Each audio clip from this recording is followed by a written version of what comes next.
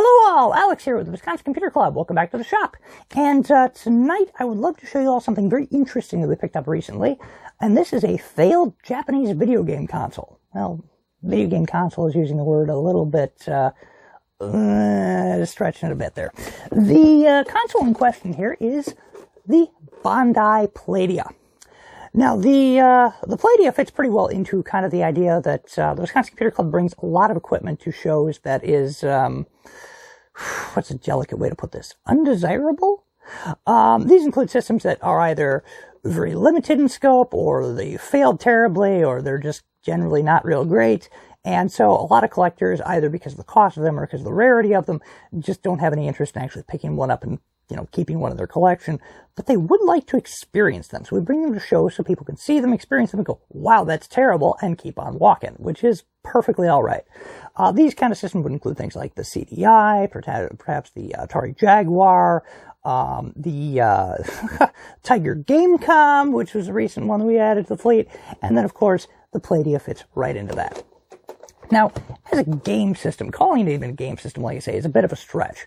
The Playdia is more of a multimedia device, and it is specifically targeted at the educational market. The Playdia wasn't designed to fight with the likes of its contemporaries, the Sega Genesis, the Super Nintendo, the PC Engine, etc. This was intended to fight with the Sega Pico. The Sega Pico, we don't have one of those, but the Sega Pico is a interactive storybook device. You would plug this into your TV, and then the kids could interact with the storybook with the stylus, and then that would do things on the TV. It was a very cool, novel idea that made Sega a pile of money. And they were mostly uncontested in this market in Japan. And anywhere where people are making a whole bunch of money, some other competitor is going to try and nose their way in there. And that competitor was Bandai Corporation. Bandai Corporation is a massive, massive toy corporation in Japan. They have a ton of big licenses, even to this day, and they have an industrial base and a retail base in Japan that is just massive. And so by the 1990s, 1994, when the Playdia came around, they had the wherewithal to kind of get into this market and really take on the Pico. Bandai had some video game experience. In the 1970s, they sold their own Pong consoles, developed their own in-house games for those systems, and then also sold other video game systems under their name, most notably the Mattel Intellivision and the Vectrex through the 1980s. So they had some experience with selling video games in stores, so the jump to electronics wasn't exactly an unexpected leap for Bandai. The Playdia itself, the idea being they could take on the Pico by selling a device that was a little bit more expensive, but much more feature-rich. Something that had actual input controls, something that could run off of CD, which was a much cheaper format to make than cartridges, and could hold a lot more data, including full-motion video, something that the Pico was very limited on. So, with that said, let's take a look at the Playdia hardware itself. So, for starters, the Playdia has this detachable controller here. It just sits on these two little nubs in here. It likes to fall out. I'm not going to put it back on there. But it's designed in such a way that you could use the Playdia system with on a desk or something like that, directly connected to the console. The control pad here uses a infrared receiver there, or a transmitter on this end, and then the receiver is built into the console, so you have to keep it within an arc here in order for it to get the signal over to it. I found it works best just leaving it on there. It runs off a 2 AAA battery, so the battery life on this thing is not probably too great, but that's, kind of what you get for a little toy machine like this. On the actual button front, it has what looks to be a regular D-pad and a couple of action buttons. In fact, they're labeled as such. You have play, stop, advance, reverse, and pause, with B, the white button, being your action button. So the kind of software that the Playdia would be playing would be essentially interactive storybooks. So you would move the action around based on prompts on screen. It's a very limited system that way. So the system on itself, the actual console itself, it has a hard power switch here, so you're not going to accidentally turn it off. It's either on or off. It has an indented reset switch, which is, again, hard resets the system. You have a kind of squishy open button.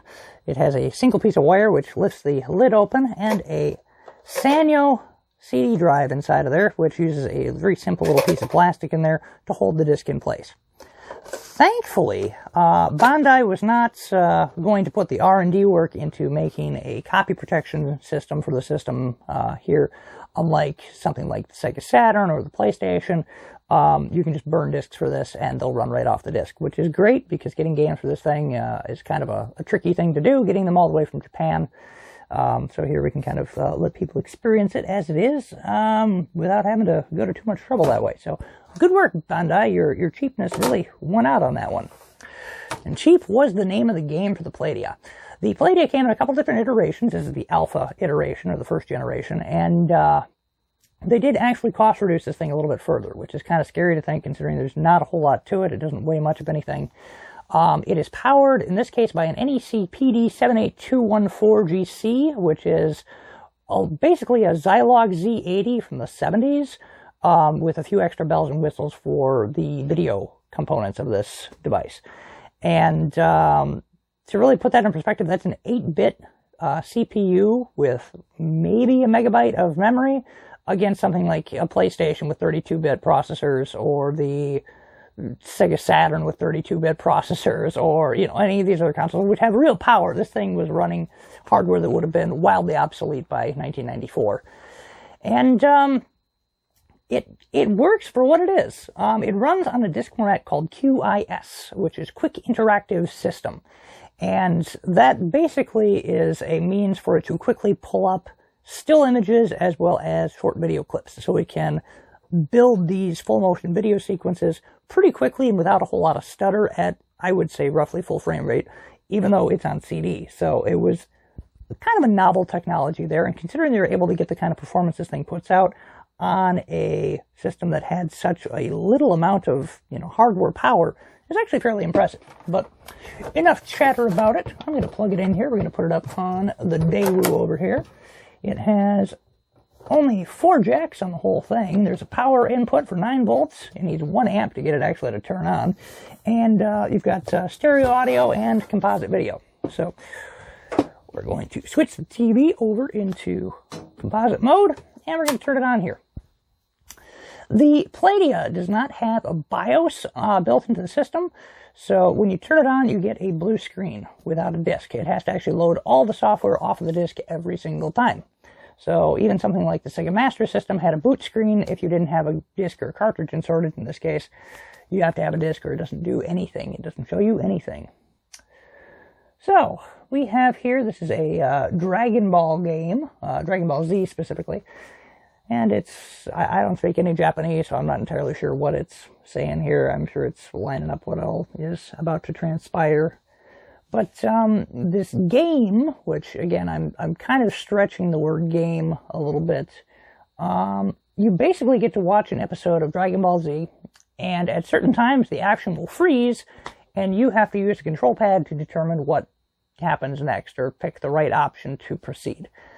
I guess the closest thing I can compare it to gameplay-wise, it may be like something like a DVD game, or like Dragon's Lair. That would be, you know, Dragon's Lair. That would be, yeah, I guess that's about as close. But it's not nearly as dire, and it is certainly more forgiving. But yeah, so we'll hit the action button here to skip the intro.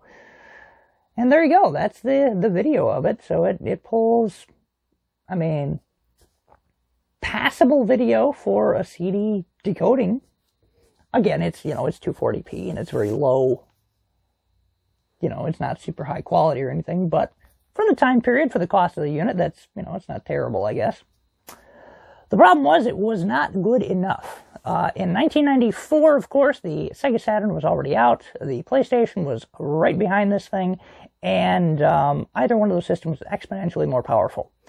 So the prospect of, well, if you're going to buy a video game for your kids, for an educational toy, or you're going to buy the Pico, which doesn't cost very much, this thing which costs more, or a PlayStation that costs a little bit more than this, but is also a good game system. Once they had educational software on things like the PlayStation, this thing was done for. And that was pretty much immediately. So the Playdia did not sell very well, and Bandai had to scramble to figure out how they were going to make this work. And so they tried a couple of things. The first thing they tried was they made a set of games, again, using that word kind of stretched, which were kind of like interactive experiences with some of the Japanese pop stars at the time. And it's very much like select the option you want, and I'd call them interviews, but it's not quite that. Kind of like a fan experience, maybe. I don't speak Japanese, so I don't track all of it, but it's very, very simple. Again, it's simple navigation controls. A DVD menu could do the same kind of thing. And then after that, Bandai really just kind of realized these things are junk, and there's not a whole lot we can do with them. So Bandai went over to Banpresto, which is their arcade division. So Bandai has an arcade division. It's Japan, of course they do. And they turn all the remaining stock of these things into something called a Mica King. Mica King? I'm not exactly sure how to pronounce it. It's essentially just a kiosk viewer for anime that they would have wired into this thing. So they replaced the controller with a head that would then feed the signals in. So you'd put a coin in, it would tell it to advance it to the next scene, and it would play the chunk of the anime of whatever disc was in there. That's all they did with them. And that was the end of the Bandai Playdia. So the Playdia was done for, but Bandai was not done with gaming just yet. They were able to use the Playdia as a case, saying that, hey, look, we have the industrial might to make video game systems. And at the time, there was a struggling computer platform manufacturer called Apple that was trying to figure out how they could make a video game-based thing for a new market. And thus, the Apple Pippin, or Adamark as it was called in Japan, came to be. And Bandai was the manufacturer for that all the way through its run. And really, the Playdia helped kind of pave the way for that. Certainly the factory work that they used to make the Playdia were reused for the Pippin. So that is a very cool kind of little stepping stone towards that. But as a system, though, not very interesting. What you are seeing here, if you want to watch... oh, there we go. There's a menu. So you can choose which character you want to interact with, I'm guessing. That this is the depth of gameplay for the Playdia. So if you want to see it at a show and you speak great Japanese or want to see Dragon Ball Z in Japanese, this is a good way to, I guess, do those things in very short bursts. But as an actual video game system to have and to play with, it kind of stinks. A neat little novelty, something fun to see, but not really something fun to play with. But that about does it for this one. Unfortunately, there's not a whole lot to it beyond what you see, which is kind of a surprise to it that way. But we will have more on this front of weird Japanese game consoles in the future. Thank you all so very much for watching, and enjoy the rest of the show.